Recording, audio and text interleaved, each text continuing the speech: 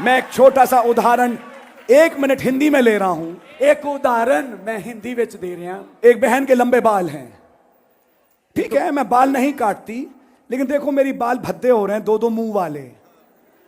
तो मैं एक छोटी सी कैंची से केवल नीचे एक लकीर मार रही हूं। चीज मारी है, क्या इतनी सी लकीर पे भी रैप्चर रुक जाएगा? सुनो 1 मिनट, कैंची कैसे काटते? बाल लिया, खट, ऐसे खट से क्या रैप्चर भी कट गया? हाँ भाई, कट गया, क्योंकि ये बाल नहीं काटे, जिंदगी काट दी। जिसने कहा था बाल मत काटना, बहनों के लिए हमारी है। औरतें आदमियों के कपड़े ना पहने। ये जिंदगी ने क्या कि औरतां आदमियों वाले कपड़े ना पाउन। किसी बहन ने कहा स्लीव की लेंथ कितनी हो? नबी ने कहा पवित्र आत्मा पाइए, यानी मेरी आत्मा पाइए। अपने आप समझ में आ जाएगा स्लीव की लेंथ कितनी होना चाहिए। अब तो मैं खुल के बोलूंगा, अच्छा लगे तो, बुरा लगे तो, मुझे कोई परवाह नहीं, क्योंकि मैं सर्टेन हूं आज जो मैं प्रचार कर रहा हूं, बिल्कुल पक्का, कोई डाउट है ही नहीं। नो नो, इतना भी मुझे संदेह नहीं जो मैं बोल रहा हूं आपसे। आमेन। तुम्हारी प्रेज द लॉर्ड। जब जीवन ने कहा लिपस्टिक ना लगाओ, ना लगाओ। मैं चर्च में नहीं लगाती प्रभु के सामने, लेकिन स्कूल वाले कहते हैं अजीब उजड़ी उजड़ी सी दिखती हो, हमारे स्कूल का नाम बुरा कर रही हो, पेरेंट्स आके क्या कहेंगे?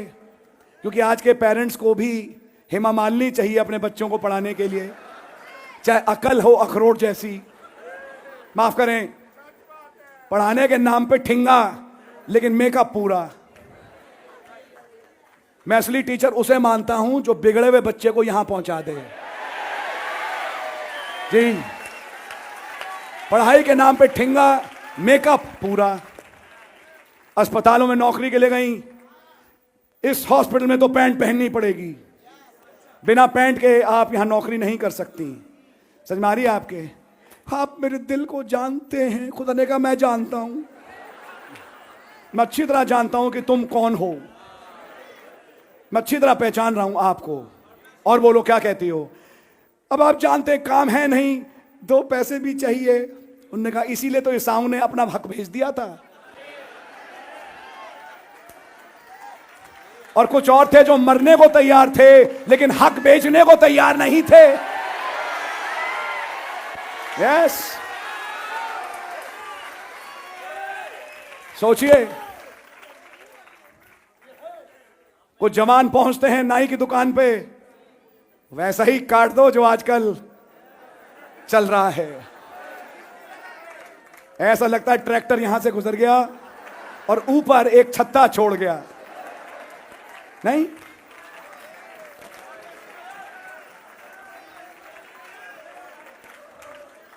ये केवल हंसने के लिए नहीं है। नो, जो संदेश ने कहा अच्छा लगे तो, बुरा लगे तो मानो या ना मानो। मैं उस भाई को नहीं देख सकता, मैं उस बहन को नहीं देख सकती, मेरा दिल से नहीं मिलता। मिला लो, क्योंकि रैप्चर के बाद तो मिलाना ही पड़ेगा। चाहे उफ करके मिलाओ, चाहे हंस के मिलाओ, मिलाओ आज, हाथ मिलाओ, कहो brother praise the Lord, God bless you. नबी ने कहा इस बात को, अगर मैं अपने उस भाई से जो मुझसे एग्री नहीं करता, मैं बोल रहा हूं नबी का कोट, अभी नबी का कोट है, जो मुझसे एग्री नहीं करता लेकिन मैं उससे उतना ही प्रेम करूं जैसा तब करता था जब वो मेरे साथ था, मेरे पास मेरे अनुभव में कोई कमी है। मैं नबी का कोट दे रहा हूं मैसेज से। क्या आप चाहेंगे आए प्यारे विश्वासी भाई कि आपके अनुभव में कोई कमी हो? सोचो, सोचो, लुधियाना की मीटिंग चल रही है और खुदा भी देख रहा है। ये मेरे मुझ भाई आशीष के लिए भी है।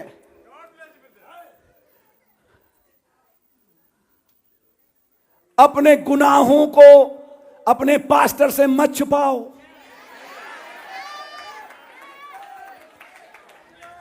क्योंकि वो पास्टर तुम्हें मेज पे रोटी देता है, दाखरस देता है। उसे हक है कि जिसे मैं रोटी और दाखरस दे रहा हूं उसकी जिंदगी ठीक है या नहीं। तुम जाके अपनी नई लैला के साथ किसी मंदिर में भी झुके आए और चर्च भी आ गए और कहा मुझे प्रभु भोज मिल जाएगा। मैं नहीं बताता, खुदावन मेरे को जानते हैं। इंसान को थोड़ी ना हमें कन्फेस करना, हमें तो खुदा से कन्फेस करना है। आपने शायद बाइबल पढ़ी नहीं कि पतरस ने हनानिया सफीरा से क्या बोला? तुम पवित्र आत्मा से भी बोलने में, झूठ बोलने में नहीं डरे? पवित्र आत्मा उस समय एक आदमी में था।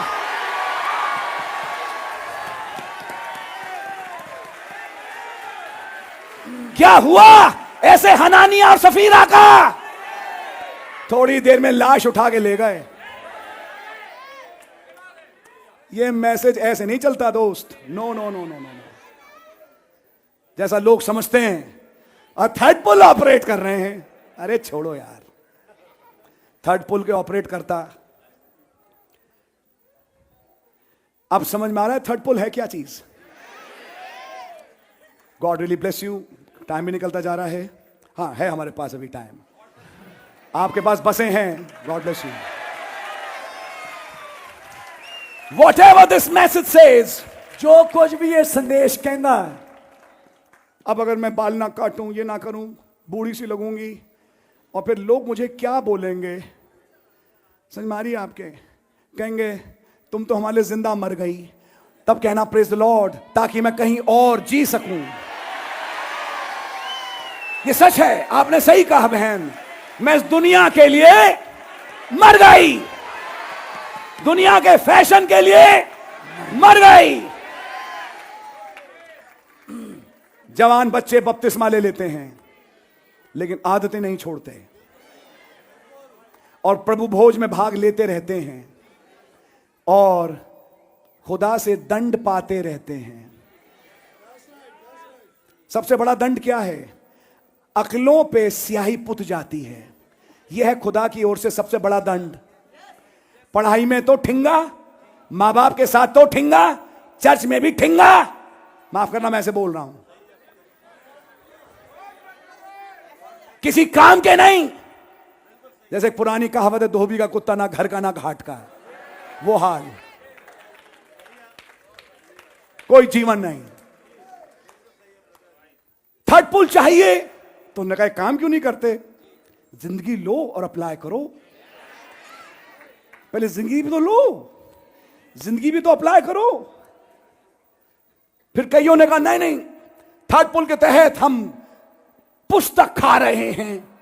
उन्होंने कहा खाना था बाद में, पहले लहू लगाना था। ऐसे पुस्तक को 50 बार पढ़ लो बिना लहू लगाए, एक से एक तर्जुमे निकालोगे लेकिन फायदा कुछ नहीं, क्योंकि तुम खुद बदले नहीं। उन्होंने ये कहा था मेमना खाना, और मैंने भैया इस किताब में मैं उतर गया हूं कि मैं किताब खा के ही छोड़ूंगा, और बाहर लहू लगाया नहीं। दूध आया और खट से मार के चला गया। उन्हें पता ही नहीं, घर में बैठे बैठे मैं सीख गया। फिनिश्ड, गए, बेदारी गई। इतना खतरनाक है ये।